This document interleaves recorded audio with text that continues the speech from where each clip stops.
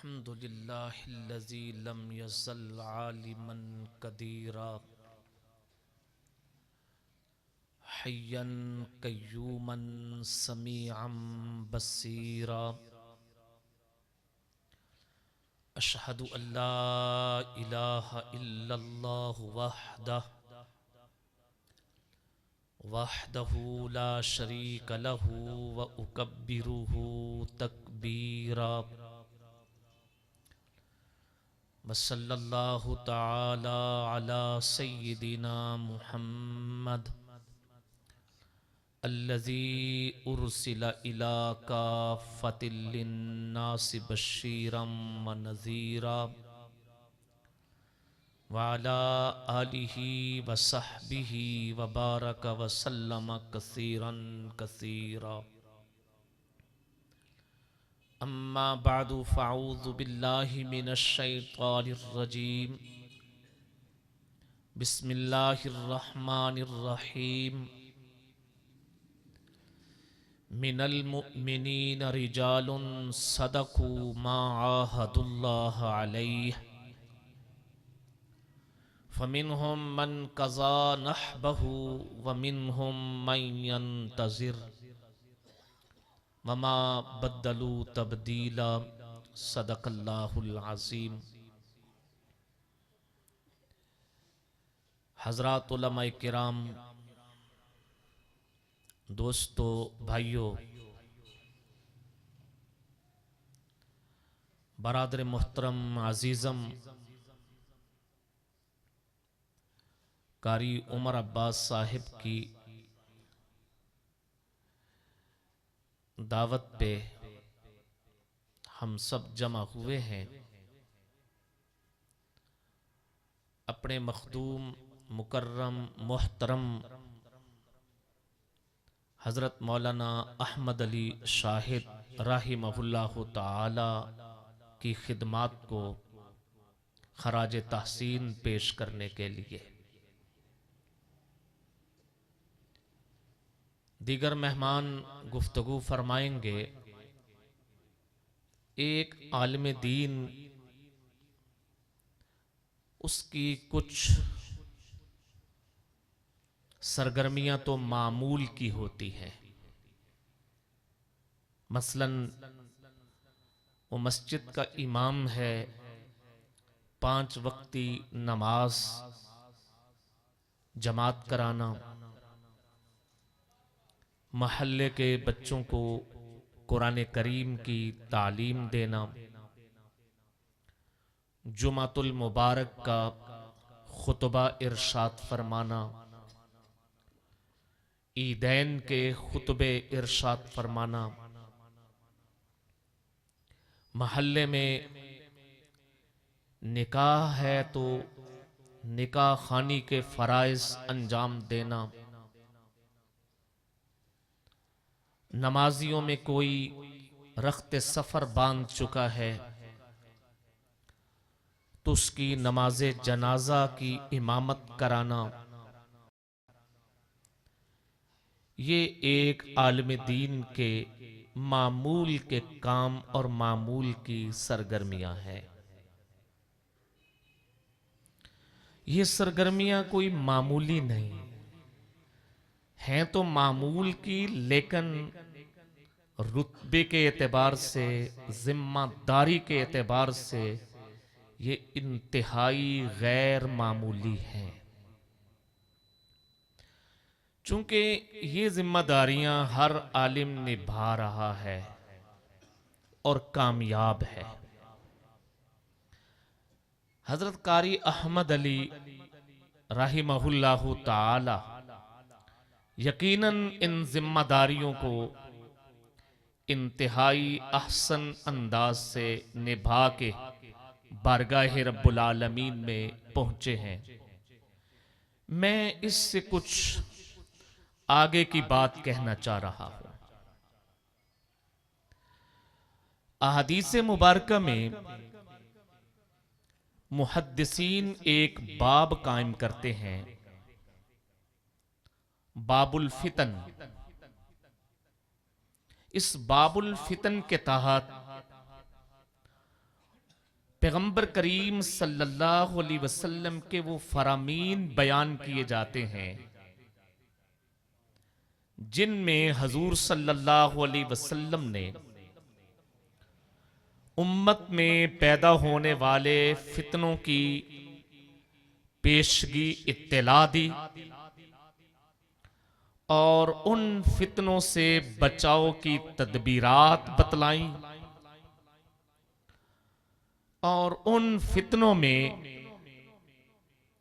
امت کو بچانے کے لیے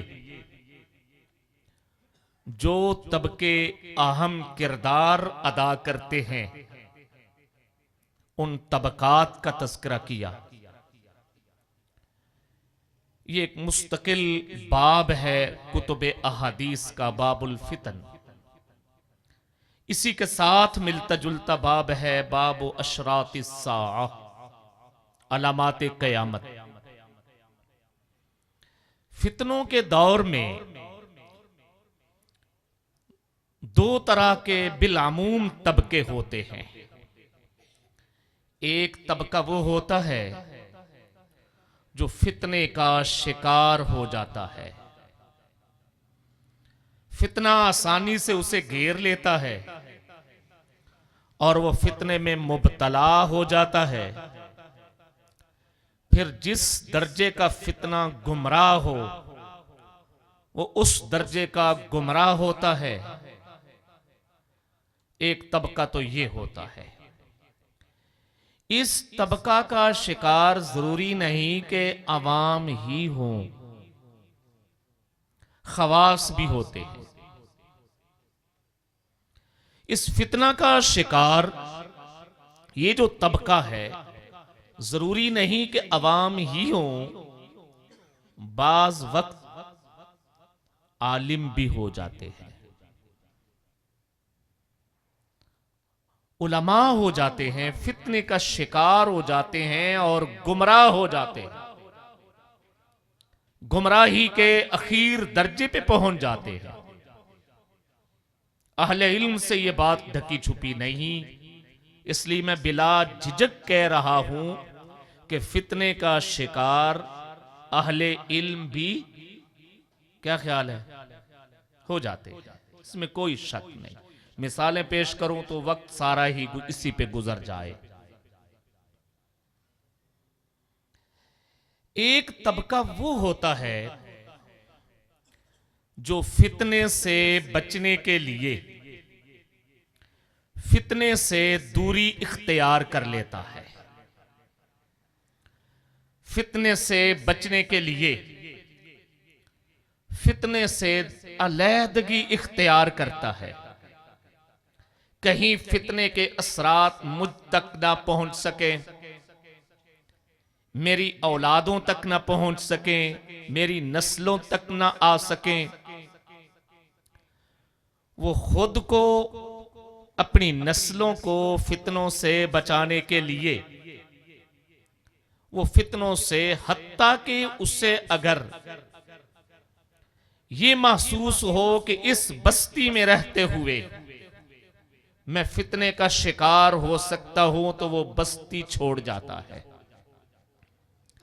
امام بخاری رحمہ اللہ تعالی نے کتاب الایمان میں روایت نقل کی ہے کہ آدمی یہاں تک، یعنی فتنوں سے بچاؤ کرنا یہ بھی ایمان کا حصہ ہے، یہ عنوان قائم کیا امام بخاری نے، اور روایت آگے یہ نقل کی، وہ شخص جو فتنے سے بچاؤ کے لیے پہاڑ کی اونچی چوٹی پہ چلا جاتا ہے اور وہاں بکریاں چراتا ہے، ان بکریوں کا دودھ دوہ کے اپنی غذا بناتا ہے، انہی کی اون سے اپنے لباس بناتا ہے، انہی کا گوشت اپنی خوراک بناتا ہے اور زندگی بسر کر جاتا ہے، یہ اس نے اپنے ایمان کو بچایا۔ یہ ہیں بالعموم دو طبقے، ایک فتنے کا شکار ہونے والا اور دوسرا خود کو فتنوں سے بچانے کے لیے فتنوں سے دور چلا جانے والا۔ لیکن ایک تیسرا طبقہ ہے جو فتنوں کی آنکھوں میں آنکھیں ڈال کے فتنے کا سامنا کرتا ہے اور اس فتنے کی حقیقت لوگوں کے سامنے آشکارا کرتا ہے، فتنے کا تعاقب کرتا ہے تاکہ میں بھی بچوں، امت بھی بچے، نسلیں بھی بچیں۔ وہ فتنے سے راہ فرار اختیار نہیں کرتا، بلکہ اسے جہاں خبر ملتی ہے کہ یہاں کوئی فتنہ پرور شخص ہے جو دین کے نام پہ، قرآن کے نام پہ، حدیث کے نام پہ، اسلام کے نام پہ امت کو گمراہ کر رہا ہے، تو وہ اس کے دروازے پہ جا کے دستک دیتا ہے، اس کے گھر جا کے اس کی گمراہی اس کے سامنے آشکارا کرتا ہے۔ یہ طبقہ علماء امت میں عظیمت کے درجے پہ ہوتا ہے۔ اب جو میں ایک بات کہنے لگا ہوں، مولانا احمد علی شاہد رحمہ اللہ تعالی کے ساتھ میرا بھی کچھ وقت گزرا۔ میری جو ان سے ابتدائی ملاقاتیں تھیں، میں نے ابتدائی ملاقاتوں میں مولانا کو اس نہج کا بندہ پایا کہ وہ فتنے کے گھر جا کے فتنے کی جڑیں کاٹنے کا مزاج رکھتے تھے۔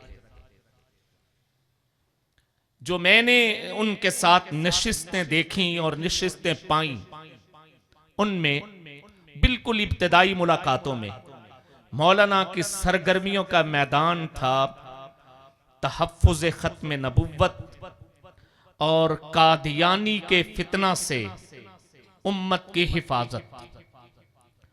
قادیانیوں کے فتنہ سے امت کو بچانے کے لیے مجھے کچھ حضرت نے اپنی کارگزاریاں سنائیں۔ یہ ان دنوں کی بات ہے جب وہ سیالکوٹ روڈ پہ ایک مسجد میں امام و خطیب تھے۔ کارگزاریاں سنائیں کہ کیسے میں کتاب بغل میں لے کے فلاں فلاں قادیانی مربی کے پاس گیا اور اس کے گھر جا کے ان کا فتنہ ہونا، ان کی گمراہی ان پہ آشکارا کی، اور جو لوگ ان کے فتنے میں مبتلا ہو رہے تھے ان لوگوں کو امت کے اجتماعی دھارے کے ساتھ وابستہ کی۔ یہ جو خدمت ہے، یہ جو دائرہ ہے، یہ میں نے کہا کہ ہمارے عمومی علماء کے دائرہ سے آگے کا دائرہ ہے۔ مولانا احمد علی شاہد رحمت اللہ علیہ اس نہج کے بندے تھے۔ پھر ایک عرصہ تک ان کی محنت کا دائرہ منکرین حدیث بھی رہے۔ منکرین حدیث کے ساتھ بھی انہوں نے اپنی چند کارگزاریاں سنائی۔ یہ میں اس لیے عرض کر رہا ہوں کہ آج ہم نے ان کی زندگی کو دیکھ کے اپنے اہداف طے کرنے ہیں۔ ایک آخری بات کہہ کے اپنے دیگر مہمانوں کو موقع دوں۔ ہم بعض اوقات انتہائی اہم کام انجام دے رہے ہوتے ہیں، لیکن وہ دے رہے ہوتے ہیں کسی نہ کسی درجہ میں اپنی کوئی اپنے اوپر عائد کردہ ذمہ داری سمجھ کے۔ مثلا میں اس کی مثال دوں، میں اگر کسی ایسی جماعت کا ممبر ہوں یا ذمہ دار ہوں یا عہدیدار ہوں جو ختم نبوت کے محاذ پہ کام کر رہی ہے، یہ بڑی سعادت ہے۔ ہم میں سے جو بھی ہوں، یہاں میرے بھائی عارف شامی صاحب ہوں گے، بڑا احسن فریضہ انجام دے رہے ہیں۔ عالمی مجلس تحفظ ختم نبوت پوری دنیا میں قادیانیت کا تعاقب کر رہی ہے اور مسئلہ ختم نبوت کی پوری پہرے داری کر رہی ہے۔ شامی صاحب اس پر جو ذمہ داری نبھا رہے ہیں بہت اچھی ہے، لیکن ایک دائرہ میں اگر ہم یوں سمجھیں کہ یہ تو ان کی ذمہ داری ہے کیونکہ یہ وابستہ ہی اس جماعت سے ہے، ان کی ڈیوٹی ہی اس جماعت میں ہے، یہ نہیں کریں گے تو اور کون کرے گا؟ یہ نہیں آگے بڑھیں گے تو اور کون بڑھے گا؟ یہ میں ایک چھوٹی سی مثال دے رہا ہوں کہ ہم بہت سارے کام اس بنا پہ انجام دے رہے ہوتے ہیں کہ وہ کسی نہ کسی دائرہ میں ان کاموں کو، ان فرائض کو انجام دینے کا ہم پر ذمہ آ چکا ہوتا ہے۔ لیکن کمال تو یہ ہے کہ اس سے آگے بڑھ کے کہ میں کسی ایسی جماعت کا ممبر نہیں، میں ورکر یعنی اس جماعت کا عہدیدار نہیں، جواب دہ نہیں ہوں کہ کوئی کہے کہ تجھے ضلع کا ذمہ دار بنایا تھا، کام کیوں نہیں کیا۔ پھر میں آگے بڑھوں اور اپنی دینی ذمہ داری سمجھ کے، جماعتی تنظیمی نہیں، دینی ذمہ داری سمجھ کے، اخلاقی ذمہ داری سمجھ کے، اپنے منصب کی ذمہ داری سمجھ کے اسے انجام دوں۔ یہ ہے اوج کمال۔ مولانا احمد علی شاہد رحمت اللہ علیہ، آپ ان کی پوری زندگی کو پڑھ لیں، وہ اخلاقی ذمہ داریوں میں بندھے ہوئے تھے، وہ اپنے عالم ہونے کے منصب کی ذمہ داریوں میں بندھے ہوئے تھے۔ وہ نہیں منتظر تھے کہ مجھے کسی جماعت کا ضلعی صدر بنایا جائے یا یہ فلاں فلاں فلاں عہدوں میں۔ انہوں نے جس محاذ پہ کام کیا ہے، ایک کارکن اور ورکر کی حیثیت سے کام کیا ہے، ان کی خدمات ہمیں عرصہ تک یاد رہیں گی، اور ان کی خدمات کو سامنے رکھتے ہوئے ہم اپنی زندگی کی راہیں تلاش کریں گے، اہداف طے کریں گے، اور ہمیں ان کی وفات پہ بہت بڑا خلا محسوس ہوا ہے، مختلف محاذوں پہ خلا محسوس ہوا ہے۔ ہم ان کے خلا کو پر تو نہیں کر سکتے، البتہ عزم ضرور کرتے ہیں کہ ہم انشاءاللہ ان اہداف تک پہنچیں گے جن کے راستے وہ ہمیں دکھا گئے ہیں۔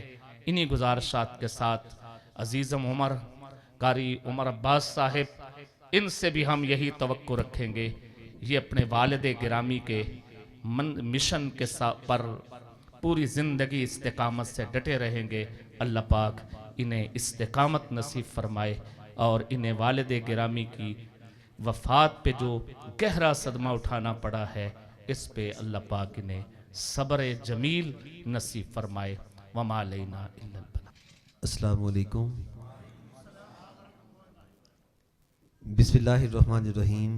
بسم اللہ والصلاة والسلام علی رسول اللہ صلی اللہ علیہ وآلہ وسلم۔ اللہ اکبر کبیرہ، الحمدللہ کثیرہ، سبحان اللہ بکرۃ و اصیلا۔ نشستوں پہ موجود علماء اکرام اور سامنے بیٹھے ہوئے میرے بھائیوں، بیٹوں اور بزرگوں، آج ہم جس شخصیت کے بارے میں بات کر رہے ہیں، سن رہے ہیں،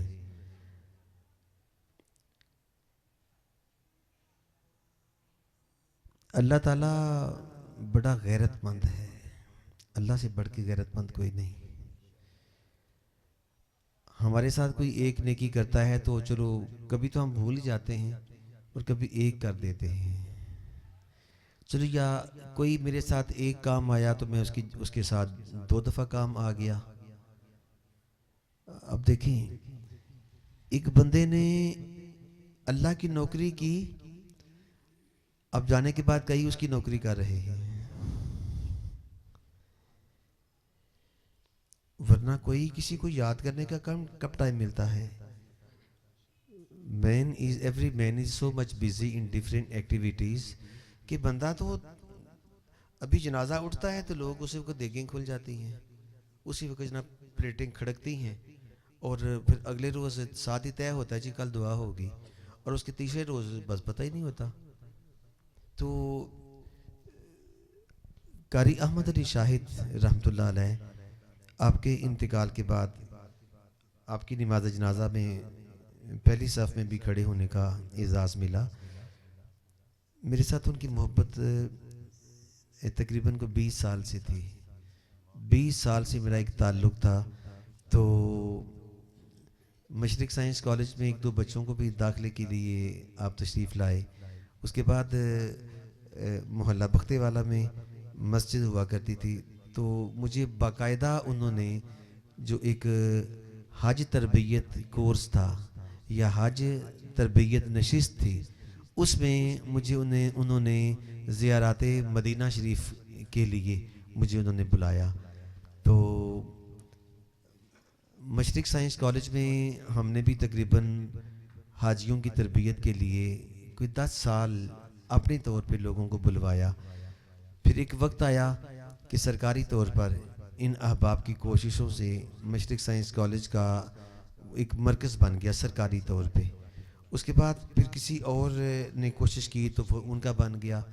لیکن جب کسی اور نے وہ سرکاری نشست لے لی اور جب سرکار نے وہ نشست کینسل کر دی تو اس کے بعد اس تنظیم نے یا اس جماعت نے اپنے طور پہ کوئی بھی تربیتی نشست کا اہتمام نہیں کیا.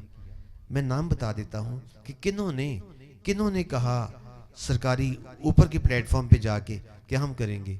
وہ تنظیم مغلیہ پاکستان، وہاں پہ تقریباً 2 سال حج تربیتی نشست ہوئی. لیکن جب وہاں کینسل کر دیا گیا اس کے بعد انہوں نے کوئی نہیں کروائی. لیکن کچھ اللہ کے ایسے دیوانے ہوتے ہیں جنہیں نہ کسی ہال سے غرض ہوتا ہے، نہ کسی اور بڑے پلیٹ فارم سے غرض ہوتا ہے، نہ کسی سکول یا کالج کے اسٹیج سے غرض ہوتا ہے. بس انہیں گلی گلی کوچا کوچا نگر نگر اپنے مشن سے غرض ہوتا ہے.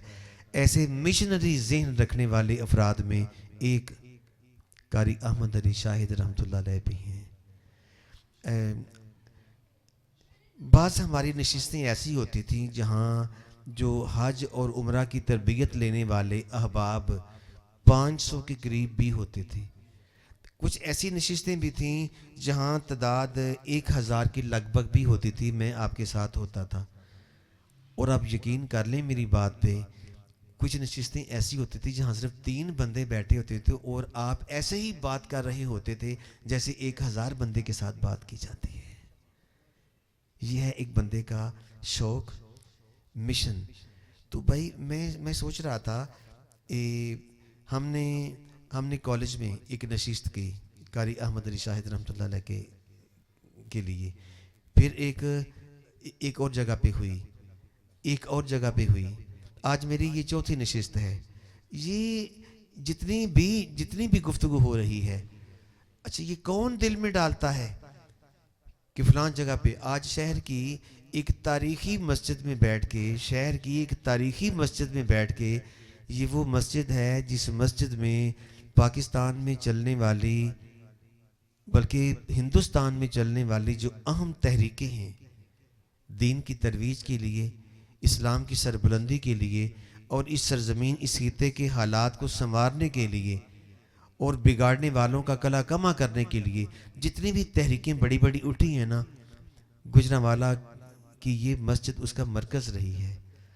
مجھے یاد ہے، تمہیں یاد ہو کہ نہ یاد ہو، مجھے یاد ہے ذرا کہ تحریک نظام مصطفیٰ کا جلوس کہاں سے نکلتا تھا؟ یہیں سے نکلتا تھا. گرفتاریاں کہاں سے ہوتی تھیں؟ اسی مسجد کے باہر سے ہوا کرتی تھی. جب بھٹو کے خلاف تحریک نظام مصطفیٰ چل رہی تھی، حضرت فاروقی صاحب اور قاری عبید اللہ عامر صاحب اتنا بڑا جلوس میں نے زندگی میں نہیں دیکھا. اتنا بڑا جلوس کا ایک سرا راہ والی میں ہوتا تھا، دوسرا سرا شیروالا باغ تک ہوتا تھا. میں نے زندگی میں اتنا بڑا جلوس کبھی نہیں دیکھا. اور پیدل اس وقت کاروں میں جلوس کا رواج نہیں ہوتا تھا، بہت طویل جلوس نکلتے تھے. اور گجرانوالہ میں جو تحریک چل رہی تھی، ویسے تو پورے پاکستان میں چل رہی تھی تحریک نظام مصطفیٰ، لیکن یہ خطہ، یہ مسجد، this is the place that played a central role in all movements which were played in Pakistan. مرکزی کردار اور آج اسی عظیم تاریخی مسجد کے صحن میں بیٹھ کے اس شخصیت کو خراج تحسین پیش کیا جا رہا ہے. میں خراج عقیدت بھی کہنا چاہتا ہوں. کبھی سوچتا ہوں کہ کہیں علماء کرام غلطی نہ پکڑ لیں کہ عبد الماجد کو سمجھ لیں کہ خراج تحسین کس کو پیش کرتے ہیں اور خراج عقیدت کس کو پیش کرتے ہیں. چلو اگر تھوڑی دیر کے لیے مان لیا جائے کہ وہ نہیں ہے تو خراج عقیدت پیش کر لیتے ہیں. اور میرا خیال ہے وہ کہیں بھی نہیں ہے، کیونکہ وہ شخص نہیں تھے، ایک شخصیت تھے. انسان فوت ہو جاتا ہے، شخص مر جاتا ہے، شخصیت نہیں مرتی. یہ مٹی کا statue, this is the personification of clay. یہ مٹی کا پیکر تو ختم ہو جاتا ہے مگر کردار ختم نہیں ہوتا. اگر ہم کردار کی بات کرتے ہیں تو ہم خراج تحسین پیش کر رہے ہیں، اگر ہم جانے والی شخصیت کی بات کرتے ہیں ہم خراج عقیدت پیش کر رہے ہیں. یہ کیسے؟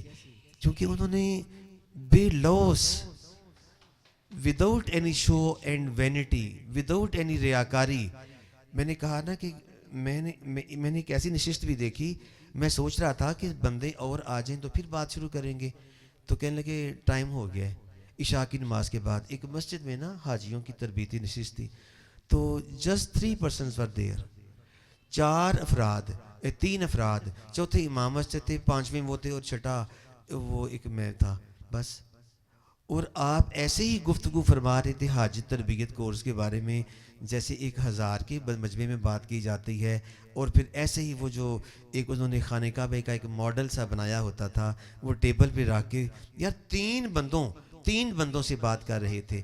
اور میں نے ان 3 افراد سے پوچھا آپ میں سے حج پہ کون جا رہے ہیں یا عمرہ پہ کون جا رہے ہیں؟ دوسروں نے کہا یہ ہمارے ابا جی ہیں اور میں ان کا بھتیجا ہوں، ہمارے ابا جی حج کرنے جا رہے ہیں. تو گویا ایک بندے کے لیے بھی وہ ایسے ہی بات سمجھا رہے تھے جیسے ایک اجتماع کے لیے بات سمجھائی جاتی ہے. یہ ہے سنسیریٹی، یہ ہے اخلاص، یہ ہے ڈیڈیکیشن کہ بندہ ایک ہو. میں ڈیڈیکیشن اور سنسیریٹی رکھنے والے ایک اور شخصیت کی مثال دیتا ہوں. حضرت مولانا محمد سرفراز خان صفدر رحمۃ اللہ علیہ، امام اہل سنت. مجھے اللہ پاک نے یہ موقع دیا کہ آپ کے انتقال مبارک سے 2 دن پہلے میں ان کے گھر ان کی عیادت پرسی کے لیے گیا تھا. تو گھر میں کوئی مرد نہیں تھا، تو پھر ساتھ میری میسز بھی تھی، میرے بچے بھی میرے ساتھ تھے. تو پھر گھر کی کسی خاتون نے پھر پوچھا راشد صاحب سے کہ عبد الماجد اور ان کی میسز آئی ہیں، ساتھ ان کے بچے بھی ہیں، تو ان کے ابا جی سے ملاقات کروا دیں. تو ہم ملاقات کر کے 20 منٹ کے بعد ہم پھر واپس آ گئے. اب میں نے ان کے بارے میں سنا ہے، کہاں گکھڑ مسجد میں ایک نشست تھی، کوئی تقریب تھی، تو وہاں میری گفتگو تھی. تو وہ حضرت کے ایک بڑے پرانے نمازی تھے. میں نے کہا آپ تو حضرت کو بہت قریب سے جانتے ہوں گے؟ کہنے لگے ہاں جی بالکل. کہنے لگے حضرت نے اس مسجد میں اتنے سال درس دیا ہے. میں نے کہا کافی اجتماع ہوتا ہوگا؟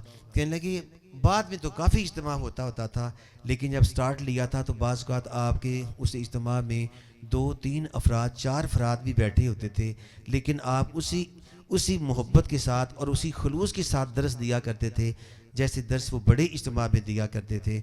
انہیں اس بات سے کوئی غرض نہیں ہوتا تھا کہ بندے تھوڑے ہیں کہ زیادہ. کیوں؟ وہ بندوں کے لیے نہیں بولتے تھے، وہ اپنے اللہ کے لیے بولا کرتے تھے. ایسے ہی قاری احمد علی شاہد صاحب، اللہ اکبر. ایک بار ہم سیالکوٹ گئے تو وہ بھی حج تربیت کورس تھا. شہبہ پھاٹک کے پاس کسی مسجد میں نا بلایا گیا تھا. تو میں نے نا رستے میں گاڑی میں آئل فلنگ کروائی تو پیسے دینے لگے. میں نے کہا نہیں. پھر کیا کہتے ہیں، دیکھیں ایک بندے کی خودداری دیکھیں. کہتے ہیں ٹھیک ہے جاندی رہی تیل پوایا نا، آندھی پھر تیل پواؤں گے، پیسے میں دیاں گا.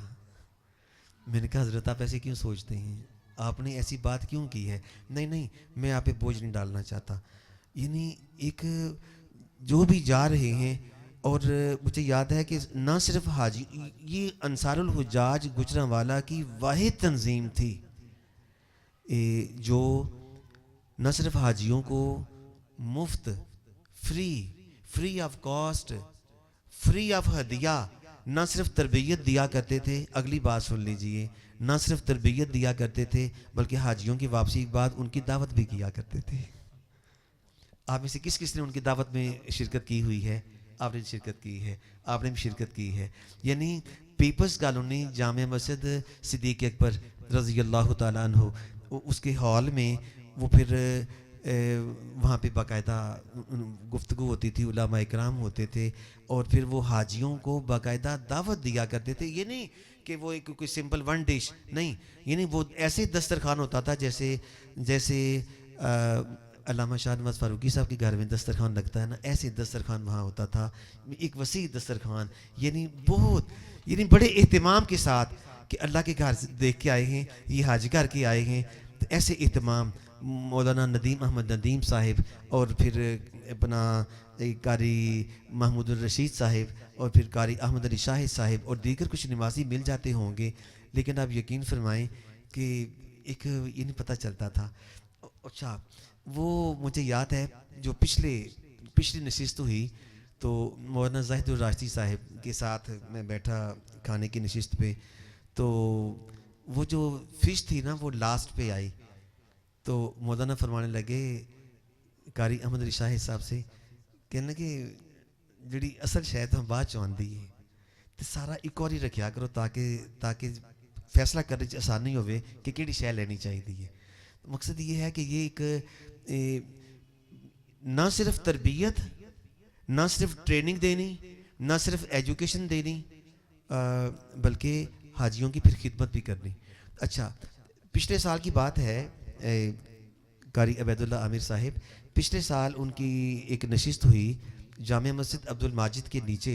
ایک قاری خیر لائبریری ہے امن آباد روڈ کے اوپر، چھوٹی سی لائبریری ہے، ایک چھوٹی سی مسجد ہے، اللہ قبول فرما لے. اس قاری خیر لائبریری میں وہاں پہ آپ نے حجاج کو تربیت دی. ہر سال دیا کرتے تھے، لیکن پچھلے سال چونکہ میں اس کا ذکر اس لیے کہ وہ ان کا اب آخری ایک تھا تربیت دینے کا موقع. تو جو لیکچر دیا کرتے تھے ساتھ جانا تھا ایک اور ٹرینر نے، ایک اور عالم دین نے، آپ کی سنگت اختیار کرنا تھی، لیکن وہ نہ آ سکے، پھر آپ اکیلے ہی آ گئے، اور آپ نے تقریباً 1.5 گھنٹہ وہاں آپ نے اکیلے لیکچر دیا پورے انہماک کے ساتھ. ہماری وہ لائبریری ماشاءاللہ بھری ہوئی تھی. تو پھر آپ نے فرمایا کہ میرا فون نمبر لے لیں، اگر وہاں حاج کے دوران مناسک حاج ادا کرتے ہوئے کسی قسم کی پرابلم کسی کو پیش آئے نا تو آپ میرے ساتھ فون پہ رابطہ کر لیجئے. اچھا، ان تربیت لینے والوں میں میرا سگا بھتیجا غلام مصطفیٰ مشرقی بھی شامل تھا. ساتھ میری بھتیجی بھی حج پہ گئی، میرا بھتیجا بھی گیا. نمبر انہوں نے لے لیا، واپس آ کے مجھے بتایا، مجھے کہتا تایا ابو جی ہم نے قاری صاحب کو جب بھی فون کیا ایسے لگتا تھا ہمارے فون کا انتظار کر رہے ہیں، پہلی ہی کال پہ وہ فون اٹینڈ کر لیا کرتے تھے. یہ ہے ایک بندے کا اخلاص، devotion to his mission, dedication to his mission, sincerity to his mission, sympathy and love and affection to his mission. یہ ہے ایک بندے کی محبت، ایک بندے کا اخلاص، ایک بندے کی عقیدت، ایک بندے کا کسی وقف ہو جانا. چونکہ ان کے اندر اخلاص تھا. میں نے کہا نا آپ کے انتقال پرملال کے بعد یہ میری کوئی چوتھی نشست ہے، اور ایک تو مشرق سائنس کالج میں ہم نے دوستوں نے بیٹھ کے ان کی بات چیت کی. مولانا محمود رشید صاحب تشریف لائے، قاری محمود رشید صاحب. تو یہ بات ہوتی ہے، اور ہر نشست میں ایک نئی بات ہوتی ہے، ہر نشست میں کوئی نہ کوئی نئی بات ذہن پہ آتی ہے. یہ پتہ کیوں ہوتا ہے؟ جب کوئی بندہ اللہ کے لیے کام کر کے جاتا ہے تو اللہ بندوں کی زبان پہ اس کا تذکرہ جاری فرما دیتے ہیں کہ میرے بندوں میرے بندے کا ذکر کرو جو میرے لیے کام کرتا تھا. تو میں اب اپنی بات ختم کرتا ہوں. میں نے کہا میں اپنی بات ختم کرتا ہوں، میں نے غلط بولا کہ میں نے اپنی بات تو کی کوئی نہیں. تو میں یہ باتیں جو حضرت کے بارے میں ہو رہی ہیں میں اس کا اختتام کرتا ہوں، اور اس نصیحت کے ساتھ، نصیحت کہوں یا درخواست کہوں، نصیحت نہیں کرتا، درخواست کے ساتھ کہ آپ کے جو صاحبزادگان ہیں قاری عمر عباس صاحب، نعمان احمد صاحب، دیگر آپ کے اس مشن کو جاری رکھیں. آگے پھر حج کا سیزن آ رہا ہے تو اس مشن کو جاری رکھا جائے. میں سمجھتا ہوں کہ آپ ویسے تو نہیں کر سکیں گے جیسے آپ کیا کرتے تھے، لیکن جب نقل چلتی رہے نا، کبھی پھر نقل جو ہے نا وہ پھر اصل میں تبدیل ہو جاتی ہوتی ہے. چند سال آپ کو ہوگا، اس کے بعد انشاءاللہ آپ بھی اتنے انشاءاللہ اس میں ٹرینڈ ہو جائیں گے کہ پھر وہ قاری احمد علی شاہد صاحب رحمۃ اللہ علیہ کا رنگ نظر آئے گا. اور پھر اس مشن کو زندہ رکھنا ہے. اور پہلے تقریبات میں آپ ہمیں نہیں ملا کرتے تھے سوائے اپنی تقریب کے، لیکن اب میں امید کرتا ہوں کہ آپ جس تقریب میں آپ جایا کریں گے، آپ کے صاحبزادگان، وہ پھر ایک پہچان ہوگی کہ بھائی قاری صاحب کے بیٹے بیٹھے ہیں، بھائی تقریب قاری صاحب کے بیٹوں نے کروائی ہے. آپ کے محفل حمد و نعت ماشاءاللہ وہ بھی گجرانوالہ کی ٹاپ کلاس جو محافل ہوتی ہیں ان میں سے آپ کی وہ جو محفل حمد و نعت ہے. پچھلی بار قاری صاحب تشریف رکھتے تھے، تو اس بار میں نے پوچھا قاری عمر عباس صاحب سے کہ قاری صاحب تشریف نہیں لائے، تو فرمانے لگے کہ ابا جی بہت بیمار ہیں تو وہ نہیں آ سکے. تو وہ واقعی اللہ تعالیٰ ان کے درجات بلند فرمائے، اللہ تعالیٰ ان کے درجات بلند فرمائے، اللہ پاک ان کے درجات بلند فرمائے. آپ کا جانا بھائی آپ کا لاس نہیں، دس از ناٹ یور پرسنل لاس، یہ سوشل لاس ہے. ایسے افراد کا جانا معاشرتی نقصان ہوتا ہے. یہ اللہ تعالیٰ اللہ پاک ان کی درجات بلند فرمائے. جو علماء اکرام تشریف لائے ہیں ہمارے برادری مکرم قاری احمد علی شاہد صاحب کو خراج تحسین اور خراج عقیدت پیش کرنے کے لیے اللہ سب کو جزائے احسن عطا فرمائے. نحمده ونصلي ونسلم على رسوله الكريم اما بعد فاعوذ بالله من الشيطان الرجيم بسم الله الرحمن الرحيم انما يخشى الله من عباده العلماء صدق الله العظيم. انتہائی واجب الاحترام معزز علماء کرام، سامعین عظام، آج کی یہ مختصر سی تقریب پیکر اخلاص حضرت مولانا قاری احمد علی شاہد صاحب رحمۃ اللہ علیہ کو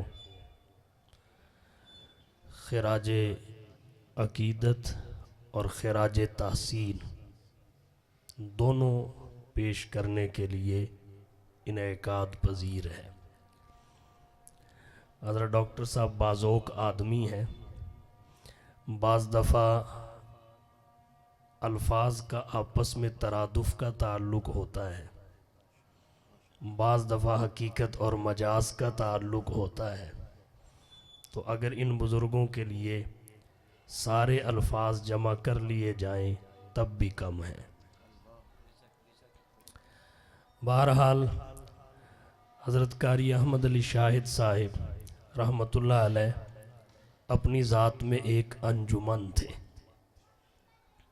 جتنا کام جماعتیں کرتی ہیں اتنا کام انہوں نے اکیلے کیا ہے، اور پھر ان کے ساتھ رفقا ملتے گئے. الحمدللہ ایک سلسلہ قائم ہو گیا جو آج ان کے لیے صدقہ جاریہ ہے. انشاءاللہ العزیز یہ قائم اور دائم رہے گا. اللہ تعالیٰ نے انہیں بہت ساری صفات سے نوازا تھا. کس کس صفت اور خوبی کا ذکر کیا جائے، ان کی سادگی میں آپ کے سامنے بیان نہیں کرتا.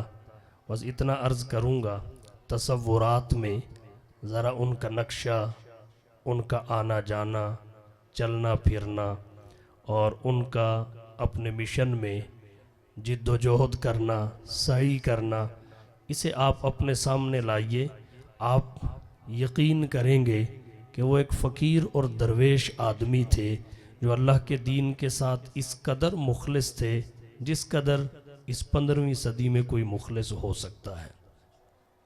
نہ انہیں اپنے کپڑوں کی پرواہ، نہ اپنے جوتوں کی پرواہ، نہ سواری کی پرواہ. میں نے بڑی بڑی دور تک انہیں پیدل جاتے دیکھا ہے، شہر میں ایک جگہ سے دوسری جگہ پیدل. اور کئی دفعہ ان کا ایکسیڈنٹ بھی ہوا، چوٹ بھی لگی، حادثات کا شکار ہوئے. میں نے کئی دفعہ عرض کیا اب آپ بڑی عمر کے ہو گئے ہیں، اس لیے آنا جانا پیدل نہ کیا کریں۔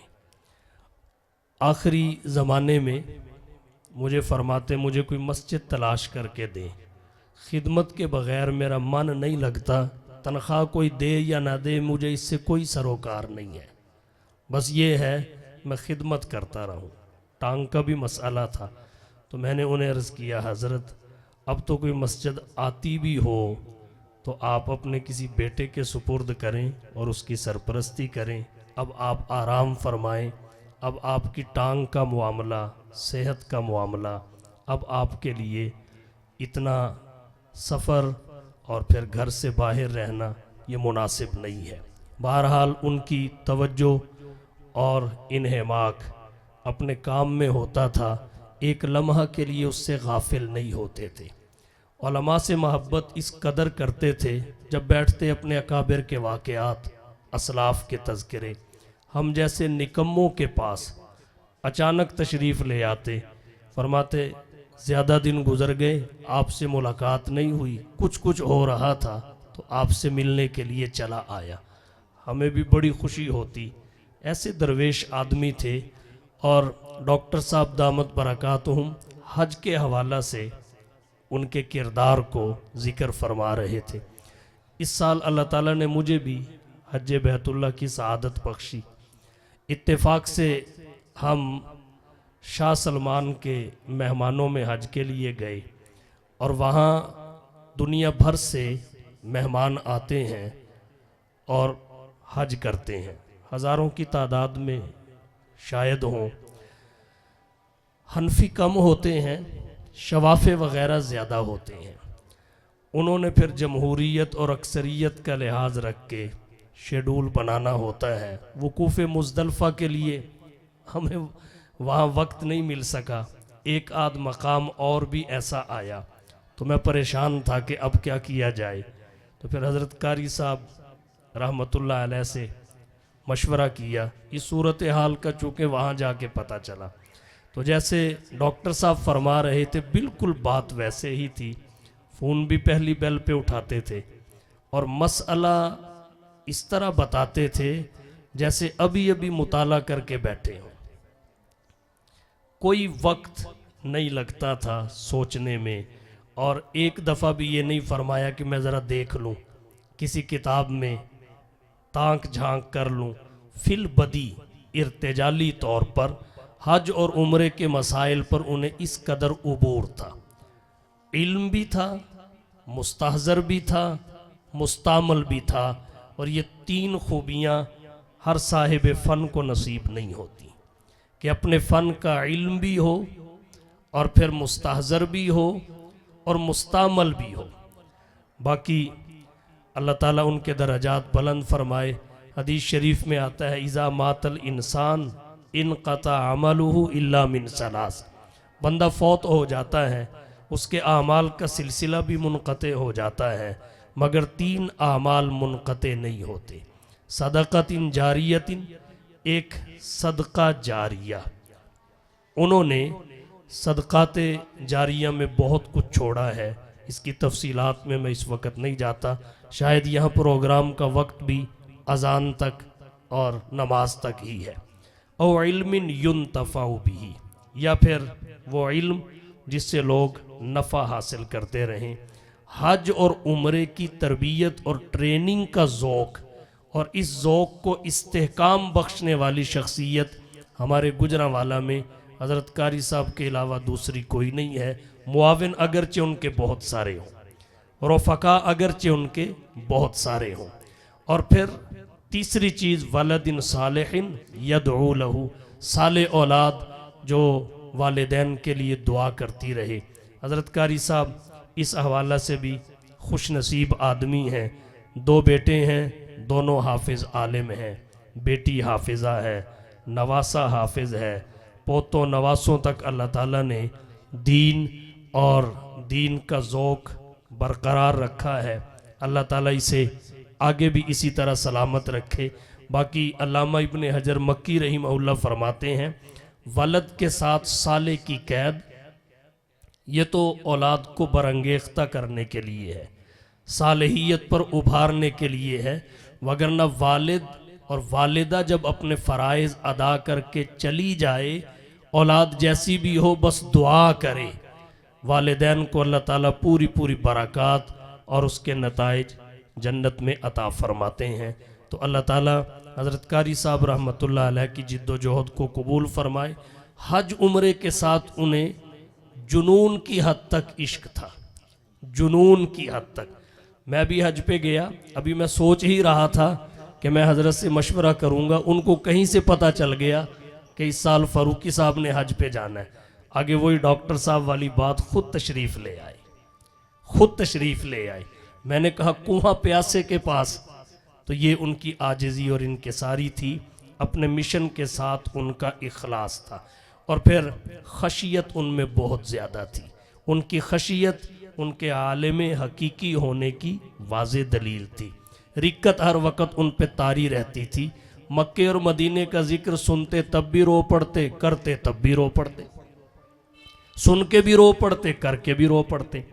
اور اگر وہاں سے واپس آئے تو ابھی سفر کی تھکاوٹ اتری نہیں ہوتی تھی، دوبارہ جانے کی پھر منصوبہ بندی۔ تو یہ تھا ان کا عشق اور جنون، اور آنکھیں ان کی برس پڑتی تھی۔